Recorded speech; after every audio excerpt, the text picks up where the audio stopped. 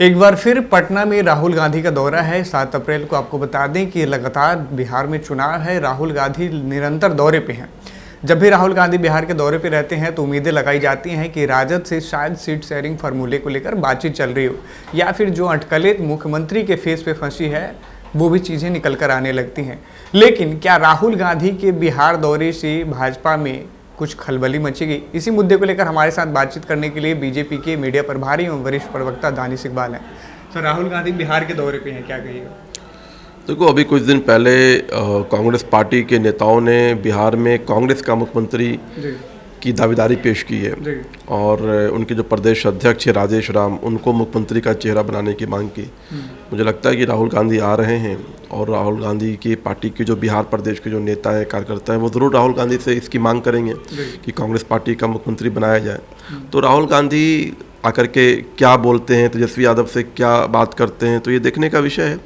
क्योंकि जिस प्रकार से इंडी अलायंस के अंदर जो गठबंधन है वो बिखराव का और अलगाव का एक जमावड़ा है। आपस में ना समन्वय है, ना संवाद है, ना कोई नीति है, ना कोई नेतृत्व है, ना कोई नेता है।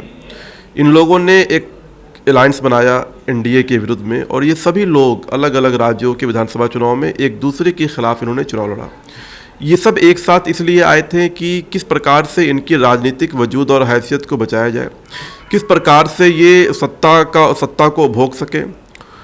तो इसलिए ये ऐसे लोग हैं जो सिर्फ सत्ता के लिए और अपनी राजनीतिक वजूद के लिए हैं। दूसरी तरफ जो हम एनडीए के लोग हैं वो जनता के हितों के लिए हैं, जनता के कल्याण के लिए हैं।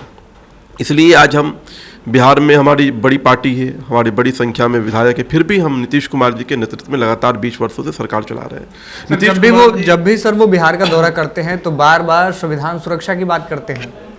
देखो, राहुल गांधी ने जितना संविधान का अपमान किया शायद ही किसी ने किया हो।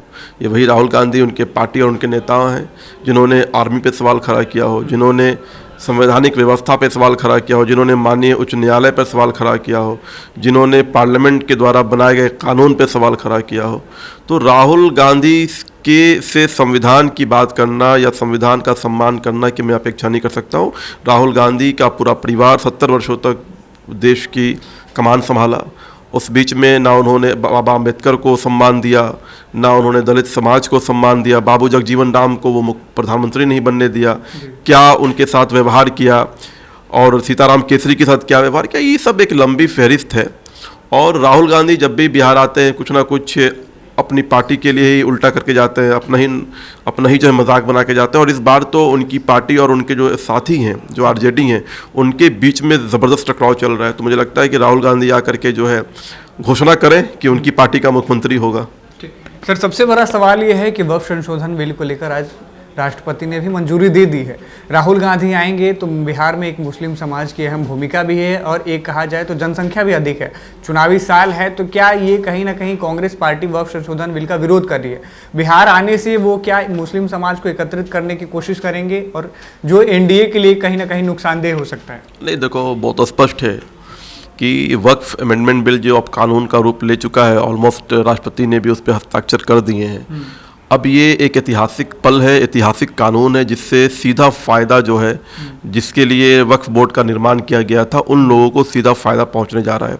पिछले 70 वर्षों में कांग्रेस की सरकार ने और कांग्रेस के लोगों ने उन चंद कुछ मुसलमानों के तुष्टीकरण के लिए वक्फ बोर्ड की प्रॉपर्टी को पूरा लूटने दिया, बर्बाद होने दिया, उसमें भ्रष्टाचार का अड्डा बनने दिया। लेकिन अब ये सरकार अमेंडमेंट बिल के माध्यम से उन सभी चीज़ों पर कंट्रोल करने जा रही है और सीधा जो फ़ायदा है वो बिहार की जो 75% जो दलित, पासमानदा, पिछड़ा, अति पिछड़ा मुसलमान समाज है, सीधे उनको पहुंचने जा रहा है। जो उस समाज की बेवा, यतीम, मिस्कीन, गरीब जो लोग हैं, उन लोगों को पहुंचने जा रहा है। तो ये विषय जो है राहुल गांधी के समझ से अलग विषय है। राहुल गांधी को इसकी समझ भी नहीं है और ये वही लोग हैं जो तुष्टीकरण करा के ले जाते थे। राहुल गांधी के पिताजी की सरकार में जब शाहबानो केस का प्रकरण था, सुप्रीम कोर्ट के फैसले को राजीव गांधी ने बदल दिया था। अब वो ज़माना नहीं है। कुछ काले पट्टे लगा करके काले कौवे जो है मंडरा रहे थे बिहार में भी नीतीश कुमार जी के आसपास कि किसी प्रकार से वो जो है समर्थन ना करें, लेकिन नीतीश कुमार जी ने इस अमेंडमेंट बिल का समर्थन कर करके पूरी तरह से वो काले पट्टे वाले काले कौवे को मुंहतोड़ जवाब दिया है, जो दलाली करते थे, जो वक्फ बोर्ड की प्रॉपर्टीज़ को लूटते थे।